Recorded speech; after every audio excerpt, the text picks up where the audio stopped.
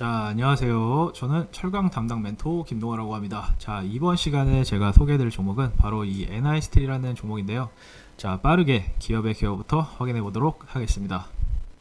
자, NI스틸은 1972년에 이제 신창 강업으로 설립이 되었습니다. 자, 그리고 1975년에 거래소에 상장을 하고 2007년 8월에는 이제 지금의 사명인 NI스틸로 최종 변경이 되었습니다.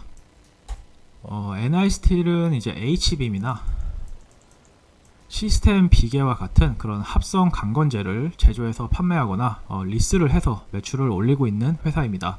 자, 합성 강건제란 말이 조금 생소하실 수도 있으실 것 같은데, 자, 합성 강건제라는 거는 이제 그 콘크리트와 그리고 철강 제품의 그런 장점을 좀 극대화해서 이제 성능을 좀 끌어올린 그런 구조 시스템이라고 보시면 됩니다. 자, NI스틸은 이제 건축물의 초기 공정이 되는 기초 토목 공사부터 그 위에 골격을 이루는 골조 공사에 사용되는 강건제를 제조해서 판매하기도 하고, 그리고 이렇게 리스도 해주는 그런 국내 유일의 토탈 시스템 건축 사업을 영위하고 있습니다. 자, 이 자료는 이제 2023년 상반기 기준 매출 비중인데, 강건제 제품이 51.1%로 높은 비중을 차지하고 있지만, 이 리스 사업이 NI스틸의 큰 이익을 담당하고 있는 알짜 사업이라고 보시면 됩니다. 잠시 후 자세히 설명드릴 예정이고, 자, 우선 강건제 제품부터 한번 확인을 해보도록 하겠습니다. 자, 우선 이 시트 파일입니다. 자, 쐐기 모양의 그런 강철 파일 강널 말뚝인데 주로 흙막이 공사에 공급이 됩니다. 또 차수성이 높고 재사용이 가능하기도 하다는 장점이 있는데요. 자, 그리고 H빔 같은 경우에는 이제 기초공사나 골조공사에서 다방면으로 활용이 좀 가능하기 때문에 범용성이 굉장히 매우 우수합니다. 자, 시공 후 매립되는 골조용 H빔과는 달리 지하 건설 현장에서 사용되는 그런 토목용 H빔은 이제 재사용이 가능하기 때문에 제가 방금 말씀드렸던 리스의 수요가 여기서 발생을 하게 됩니다. 자, 특히 NI스틸의 경우 타사와는 다르게 조립식 H빔을 자체 개발하고 타사의 제품보다 편의성과 시공성이 뛰어나기 때문에 직접 건설 현장에 가져가 현장 구경에 맞춰서 절단하거나 용접하는 과정이 생략이 되어서 건설사의 비용 절감 측면에서도 매우 용이합니다. 또 포스코의 통합 강건제 브랜드 혹시 아시나요? 네, 이노빌트라고 하는데, 자, 여기에 이제 NI스틸의 그 덱이 다양한 빔을 이제 좀 등록을 함으로써 품질을 인정받았다고 하니 가볍게 참고하시면 좋을 것 같습니다. 자, 다음은 이제 D덱입니다. 자, 이거는 이제 바닥 구조에 사용되는 판을 이야기하는데요. 자, NI스틸의 D덱은 이제 기존 공령을 생략할 수 있는 새로운 데크 플레이트 공법을 이제 포스코와 그리고 롯데건설과 협력을 해서 공동으로 개발을 했다고 합니다. 자, 2020년 1월에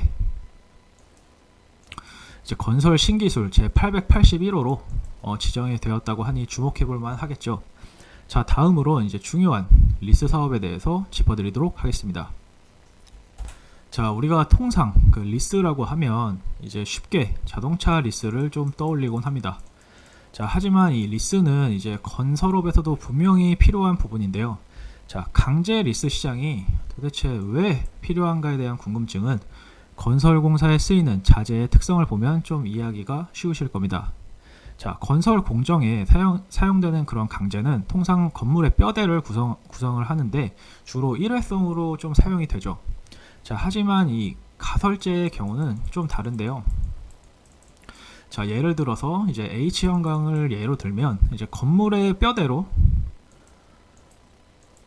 이렇게 좀 사용이 되기도 하지만 이제 토목 공사를 할 때 이제 집안에 깊게 침투를 해서 지지력을 확보하는 일명 항타작 작업 시 흙을 막는 그런 용도로도 사용이 되고 있습니다.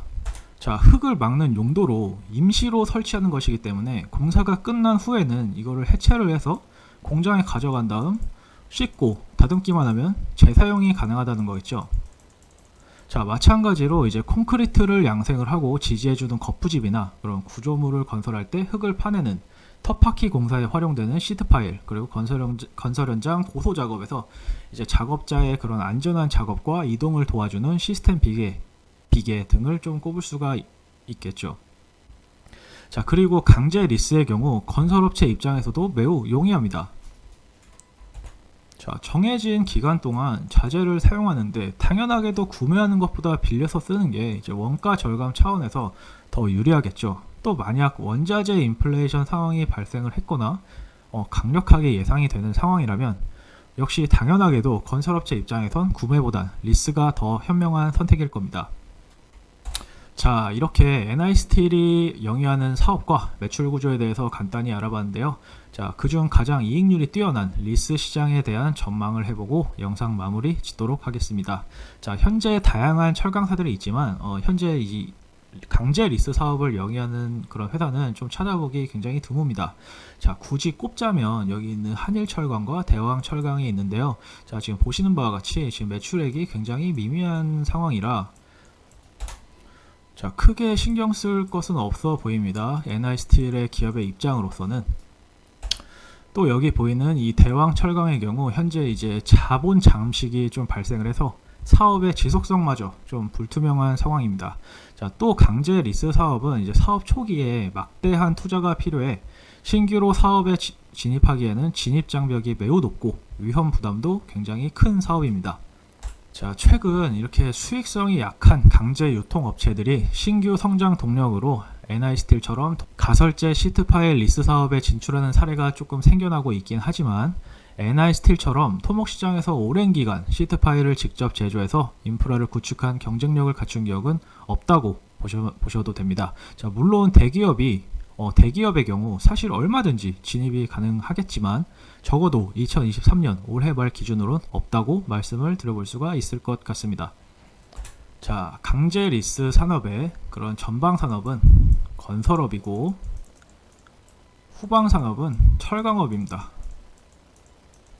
자, 그렇기 때문에 성장성은 전방인 토목 건축 수요와 좀 밀접한 관계가 있고 수익성은 후방 산업인 철강 가격에 영향을 받게 되겠죠. 자, 국내에선 이 같은 강제 리스 산업이 좀 초기 단계에 있고 시장에 진입한 대기업이 없는 만큼 자, 이렇게 가격이 올라준다면 리스 비용을 올리기에 굉장히 용이하겠죠.